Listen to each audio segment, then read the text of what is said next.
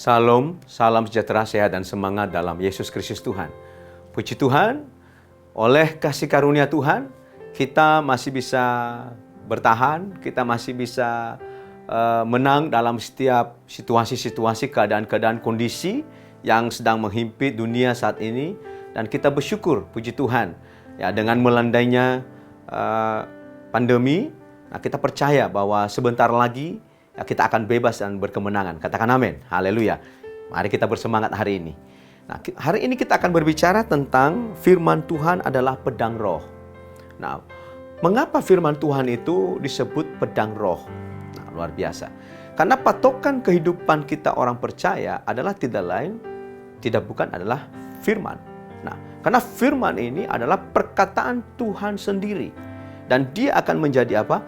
Pedang roh dalam setiap orang yang percaya kepada Tuhan Yesus. Nah, firman-Nya berkata, sebab firman Allah, ya, kalau kita lihat dalam Ibrani pasal 4 ayat 12, demikian firman Tuhan saya baca, sebab firman Allah hidup dan kuat dan lebih tajam dari pedang bermata dua manapun. Ia menusuk amat dalam sampai memisahkan jiwa dan roh, sendi-sendi dan sumsum. Ia sanggup membedakan pertimbangan dan pikiran hati kita. Luar biasa. Nah, jadi ternyata firman ini akan membawa kita kepada satu bagian ilahi Tuhan kalau kita mempercayainya. Mengapa? Karena dia menjadi pedang roh di dalam pribadi orang percaya. Nah, pedang bermata dua itu ya menjadi apa, saudaraku? Menjadi alat pengukur kita, apakah kita ini sudah setia kepada Tuhan atau tidak. Nah, luar biasa. Nah, jadi firman ini akan memisahkan kita dari dunia. Firman ini akan memisahkan kita dari pengaruh-pengaruh dunia ini. Nah, kalau kita misalkan pernah ke Kalimantan, suatu hari saya pernah ke Kalimantan, saya terinspirasi dengan air Kalimantan. Kalau air Kalimantan itu kan di sana kuning ya. Lalu kemudian dikasih tawas, ya. Pada waktu dikasih tawas, maka itu nanti apa? Itu air yang keruh tadi, yang tadinya kuning, yang tadinya hitam gitu ya, bisa menjadi apa? Bening, saudaraku. Jadi airnya itu bisa menjadi bening dan semua yang tadi berbau apa namanya itu logam apa yang kuning, mungkin perak, logam atau apalah unsur air yang kuning, yang kotor itu akan turun ke bawah, dan airnya akan muncul ke atas, saudaraku.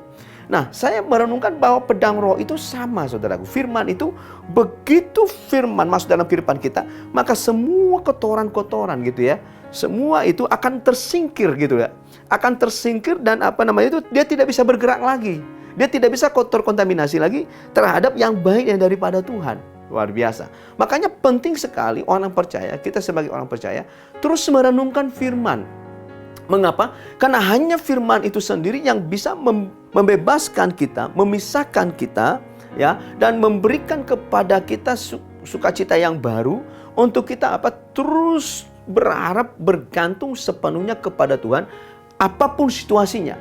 Nah, luar biasa. Tadi saya sampaikan bagaimana tawas itu ya, ada itu jenis bubuk, dia dimasukkan ke dalam, lalu kemudian memisahkan air itu, saudaraku. Nah, air yang ini bisa, jadi akhirnya air itu menjadi bisa kita minum. Jadi firman Tuhan juga sama, memisahkan kita. Nah, luar biasa. Mengapa? Karena kalau tidak, Bapak Ibu Saudaraku, kita tidak bisa meminum. Nah, air di Kalimantan sana yang kuning itu, yang hitam-hitam itu nggak bisa minum, Bapak Ibu Saudaraku.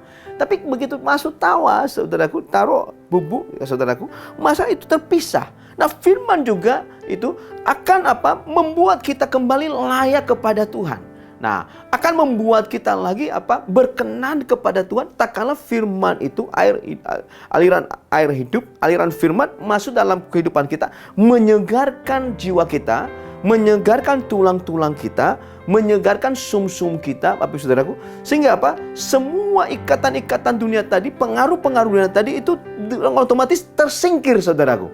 Menyingkir dalam kehidupan kita. Dia tidak lagi apa? Hidup, dia tidak bisa lagi bertumbuh di dalam kehidupan kita. Dan menjadi apa? Menjadi bagian yang terabaikan, yang tidak berarti lagi, Bapak Ibu Saudaraku. Tetapi firman tadi akan hidup terus akan merestorasi seluruh kehidupan kita, membawa kita semakin hari semakin dekat kepada Tuhan. Makanya firman ini menjadi apa? Menjadi pedang roh yang bisa memisahkan kita atas dunia ini.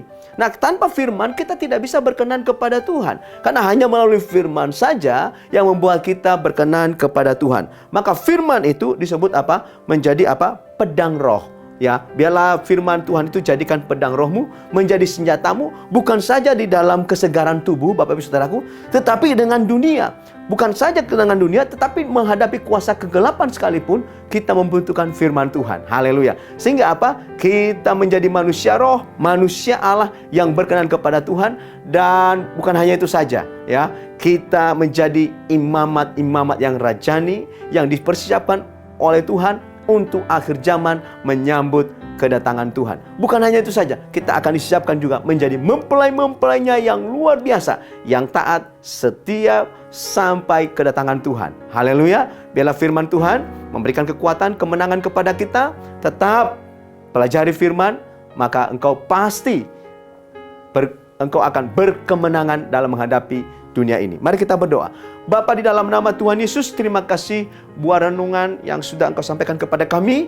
Biarlah renungan yang singkat ini membuat kami, Tuhan, bergairah, bersemangat untuk mempelajari, merenungkan firman Tuhan, memakan, minum firman Tuhan.